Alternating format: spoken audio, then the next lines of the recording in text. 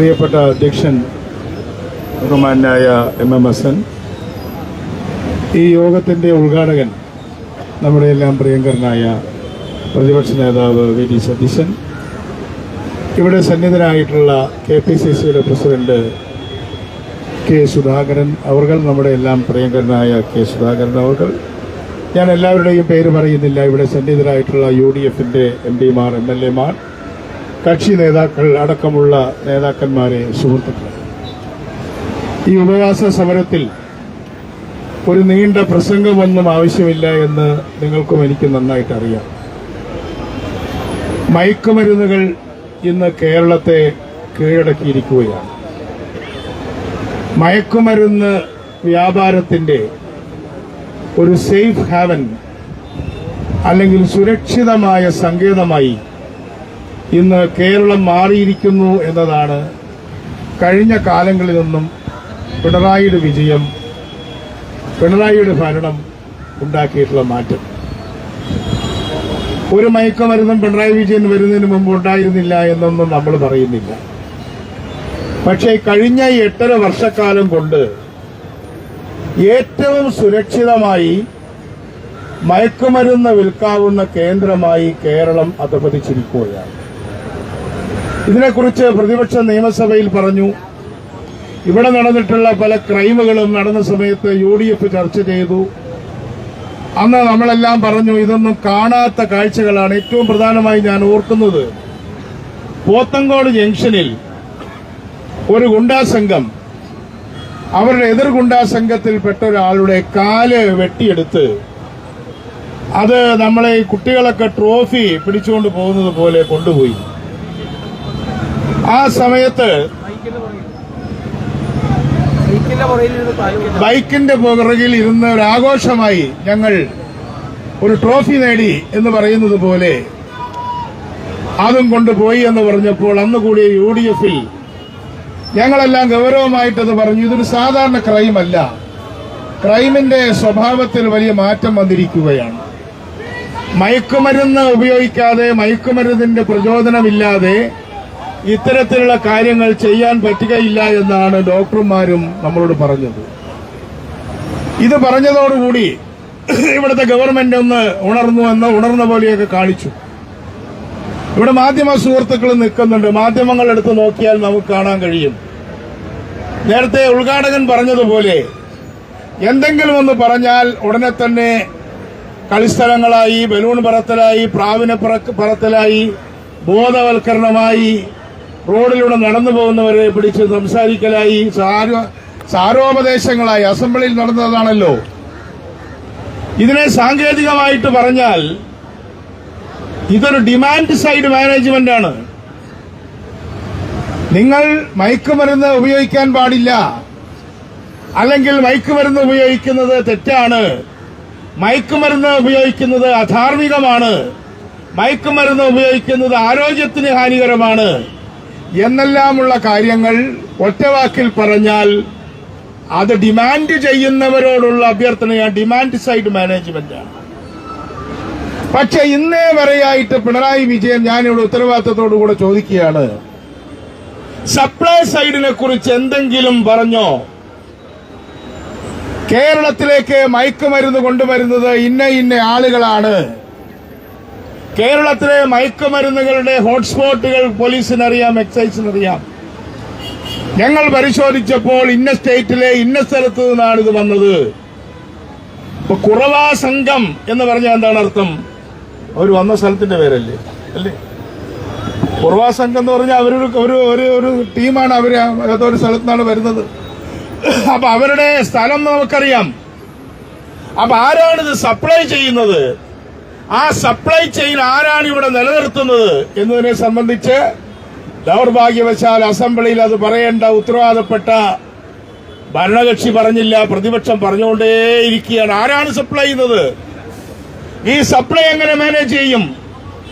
അതിനെക്കുറിച്ച് നേരത്തെ ഇവിടെ പലരും പ്രസംഗിച്ചതുപോലെ നമ്മുടെ പോലീസിന് കൃത്യമായ വിവരമില്ല. ഇപ്പൊ നമ്മുടെ കൂട്ടത്തിൽ തന്നെ 2 ആഭ്യന്തരമന്ത്രിമാരുണ്ട്. മന്ത്രിസഭയിലിരുന്ന നിരവധി ആളുകൾ ഇപ്പൊ ഈ വേദിയിൽ തന്നെ ഇരിക്കുന്നുണ്ട്. അവരോടൊന്ന് ചോദിച്ചാൽ അറിഞ്ഞുകൂടെ? അറിയാത്തവരല്ലല്ലോ അവിടെ അകത്ത് ഭരണത്തിലിരിക്കുന്നവര്. എങ്ങനെ ഇത് നിർത്താൻ കഴിയും? ആരാണിത് സപ്ലൈ ചെയ്യുന്നത്?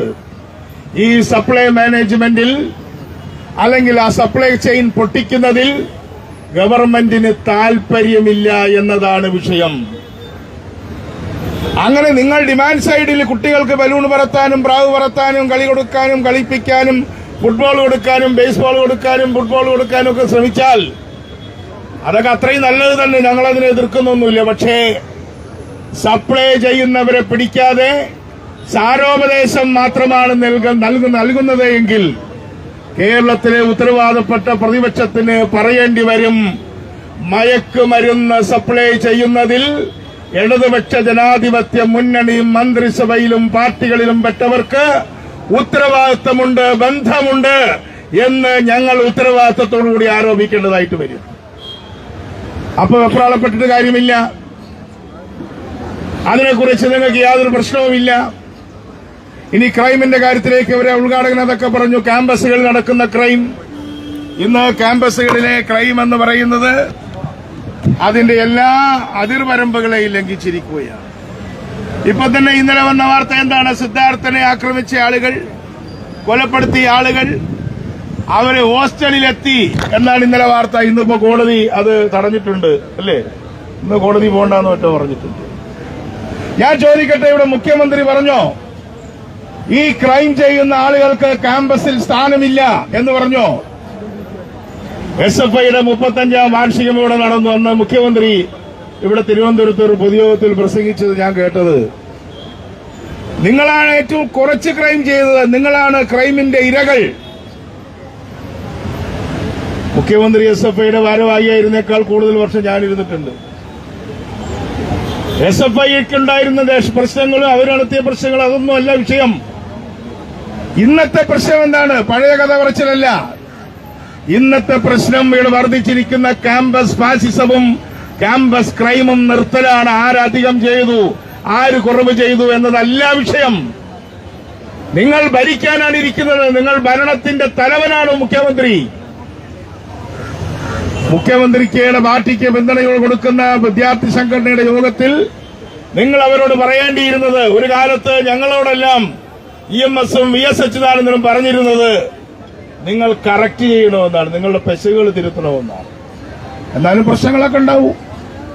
പക്ഷെ മുഖ്യമന്ത്രി ഇപ്പൊ പറയുന്നത് നിങ്ങൾ ഇഷ്ടം പോലെ ചെയ്തോ, നിങ്ങൾ എത്രമാത്രം മോശമായിക്കോ എന്ന് പറഞ്ഞാൽ നല്ല പോലെ വെടക്കായാൽ എനിക്കാകും എന്ന ഒരു തത്വമാണ് പിണറായി വിജയന്റെ കയ്യിലുള്ളത്.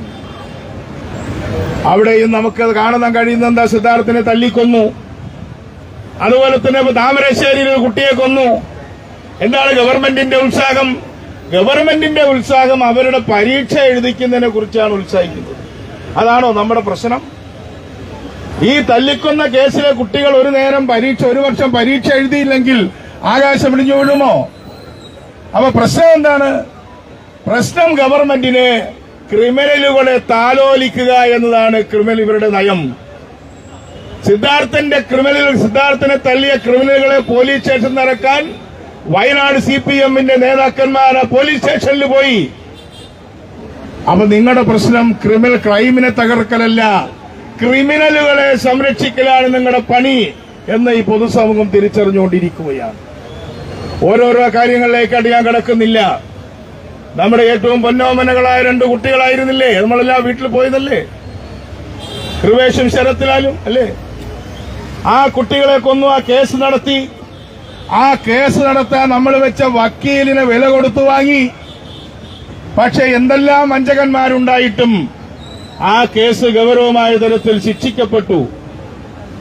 ചെയ്തന്മാരെ നമ്മളെല്ലാം ഒരുപാട് ജയിലിൽ ഒളിവിൽ പോവുകയൊക്കെ ചെയ്തിട്ടുണ്ട്.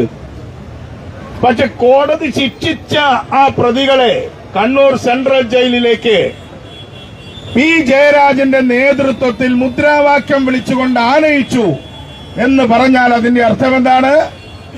ക്രിമിനലുകളെ നിങ്ങൾക്ക് സ്വാഗതം എന്നല്ലേ എന്റെ മുദ്രാവാക്യം? ജയിലിൽ നിന്ന് ഇറങ്ങി വരുമ്പോൾ മാലയിടുന്നതും സ്വീകരിക്കുന്നതും സർവ്വസാധാരണമാണ് കേരളത്തിൽ.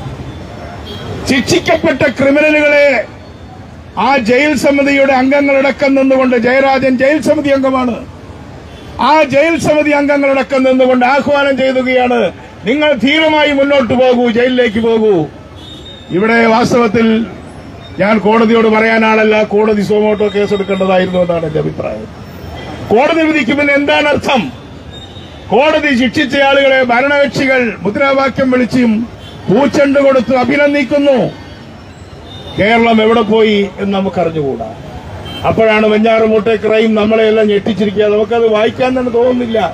ഇവിടെ ശുഭമാറ്റ പറഞ്ഞല്ലോ, വായിക്കാൻ തോന്നുന്നില്ല. എന്താണ് സംഭവം? ഞാനവിടെ പോയിട്ടില്ല, മനഃപൂർവ്വം ഞാൻ പോവാൻ സൗകര്യമില്ലാത്തതുകൊണ്ടല്ല. എന്ത് പറയണം? അച്ഛനോട് എന്ത് പറയണം? നിങ്ങളുടെ മകൻ നിങ്ങളുടെ മറ്റൊരു മകനെ കൊന്നു, നിങ്ങളുടെ ഭാര്യയെ വെട്ടിക്കൊല്ലാൻ ശ്രമിച്ചു, നിങ്ങളുടെ ഉമ്മയെ കൊന്നു, എല്ലാവരെയും കൊന്ന അവൻ വെറുതെ ഇരിക്കുകയാണ്. എന്ത് പറ്റിയവന്? അവന്റെ മനഃശാസ്ത്ര പഠനത്തെക്കുറിച്ച് എന്തെങ്കിലും പുറത്തു വരുമെന്നുള്ളത് നമുക്കറിഞ്ഞുകൂടാ. നമ്മൾ മനഃശാസ്ത്ര വിദഗ്ധന്മാരൊന്നുമല്ല. പക്ഷേ വളരെ വിദഗ്ധമായി ക്രൈം അന്വേഷിക്കുന്ന സ്ഥലങ്ങളിൽ പലതരത്തിലുള്ള പഠനങ്ങൾ നടത്തുന്നുണ്ട്. ഈ ക്രൈം നടത്തുന്ന ആളുകൾ ഈ മയക്കുമരുന്നെല്ലാം കഴിച്ച് അവസാനം അവരുടെ ജീവിതം തന്നെ, മനസ്സ് തന്നെ വേറൊരു സ്ഥലത്തിലേക്ക് പോയതിനു ശേഷം അവർക്ക് നിൽക്കാൻ പറ്റാത്തൊരവസ്ഥയുണ്ടായതായിട്ട് കേട്ടിട്ടുണ്ട്. ഫോറൻസിക് സൈക്യാട്രി എന്നൊക്കെ പറഞ്ഞ വലിയ വലിയ വിഷയങ്ങളുണ്ട്. അതൊന്നും നമുക്കറിയുന്ന കാര്യങ്ങളല്ല. അപ്പൊ ഈ ക്രിമിനലുകളെ സൂക്ഷ്മമായി പരിശോധിച്ച് എന്തുകൊണ്ട് അവർ ക്രൈമിലേക്ക് നയിക്കുന്നു എന്നെല്ലാമുള്ള പഠനങ്ങൾ വിദഗ്ധന്മാർ നടത്തേണ്ടതാണ്. രാഷ്ട്രീയക്കാർക്ക് പറയാൻ സാധിക്കുന്ന ഒന്നല്ല. അതുകൊണ്ട് ഞാൻ നീട്ടി പ്രസംഗിക്കുന്നില്ല.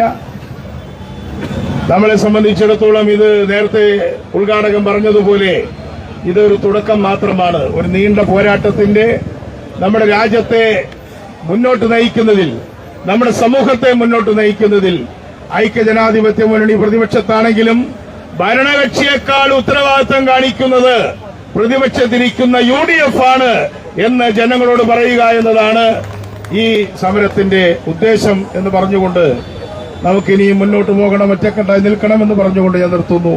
നന്ദി, നമസ്കാരം. ബഹുമാന്യനായ